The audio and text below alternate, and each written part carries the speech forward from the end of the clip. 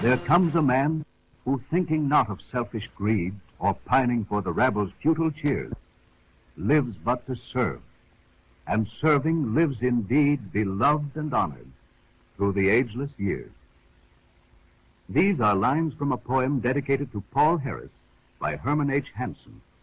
To Paul Harris, the beloved founder of Rotary and President Emeritus of Rotary International.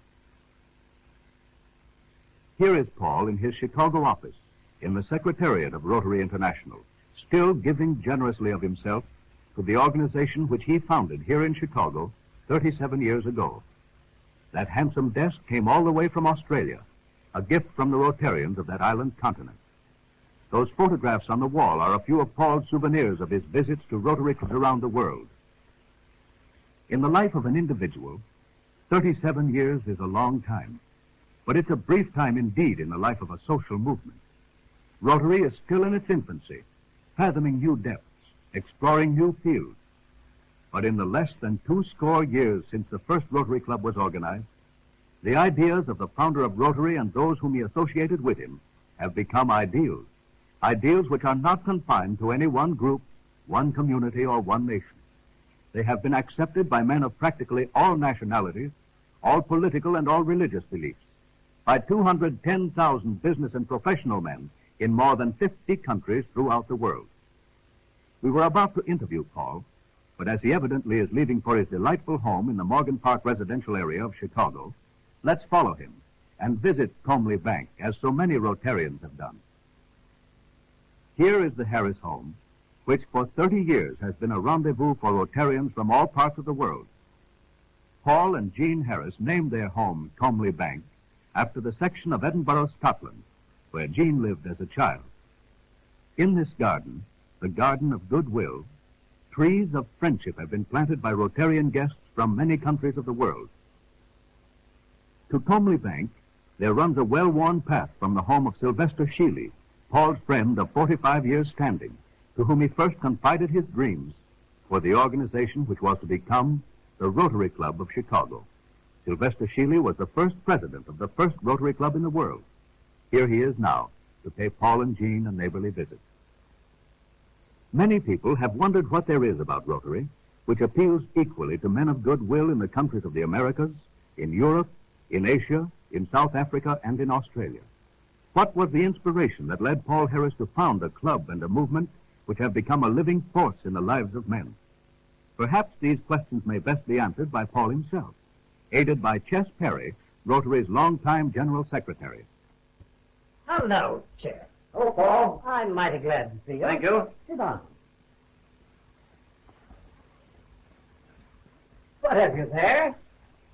A letter from a Rotarian in Western Canada who is preparing a history of his Rotary Club and asking us a number of questions about the organizing of the club some 30 years ago. Of course, we can answer them from our historical record. But as you will see, to 3 of them, he requests a direct reply from you. First of all, he asks, what was the original purpose Paul Harris had in mind in organizing the Rotary Club of Chicago? You have heard that one before. Well, Chess, when I first came to Chicago, I lived in the center of the city where hardly anyone knew anyone else, at least socially. I conceived the idea, which developed into the Rotary movement one night back in 1900, when, after dinner in the suburban home of a Chicago lawyer friend, I took a walk with him through that suburban neighborhood. We stopped to visit at several stores and shops, and I was impressed by the fact that my fellow lawyer and had a personal, friendly acquaintance with the proprietor. Something like a small town, wasn't it, Paul? Yes, indeed.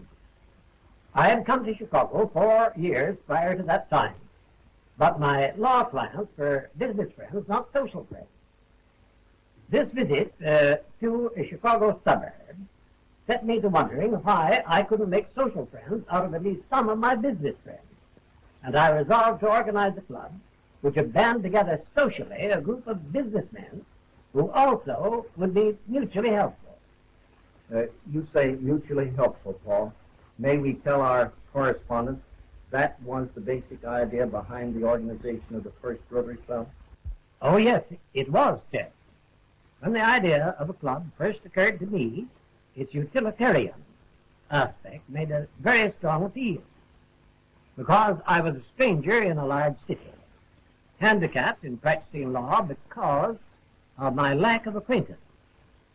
However, during the years from 1900 to 1905, while I kept thinking and planning for the club, this utilitarian aspect, so far as I was concerned, became subordinate to the desire to create an organization which would bring together representative business and professional men in friendship and fellowship.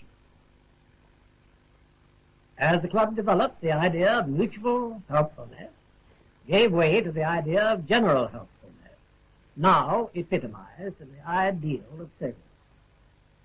I think that should answer the first question from our Canadian friend. Yes, I think it should, Paul. And now for his second question. Did Paul Harris have any idea back in 1905 that Rotary would grow to be such an organization as it is today? The answer to that is no. When the first Rotary Club was organized, I had no thought whatsoever that it would develop into a worldwide movement. But my ambitions were soon aroused. I became convinced that the idea of Rotary could be developed into an important movement, and with other members of the club, I began to encourage the extension of Rotary to other cities. New Rotary clubs were organized in San Francisco, Seattle, New York, Boston, Minneapolis, St. Louis, and New Orleans.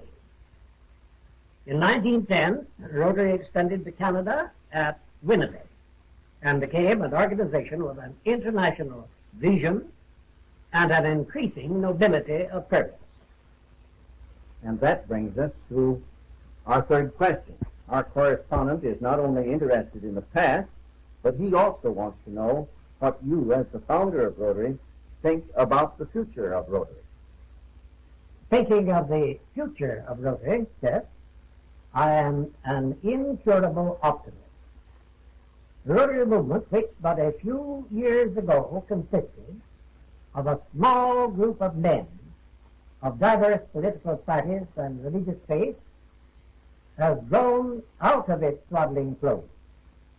Successes thus far achieved give rise to the expectation of greater usefulness in years to come. My hope for the future is that Rotarians will continue to be ambassadors of goodwill to high and low, rich and poor, to all races, to devotees of all religious faiths, and to members of all political parties. That Rotarians will be purveyors of tolerance, forbearance, helpfulness, kindliness, neighborliness, and friendliness. That through our worldwide Rotary Fellowship, our business and professional men, united in the ideal of service, we shall achieve our goal of international understanding, goodwill, and cooperation for the welfare of all mankind.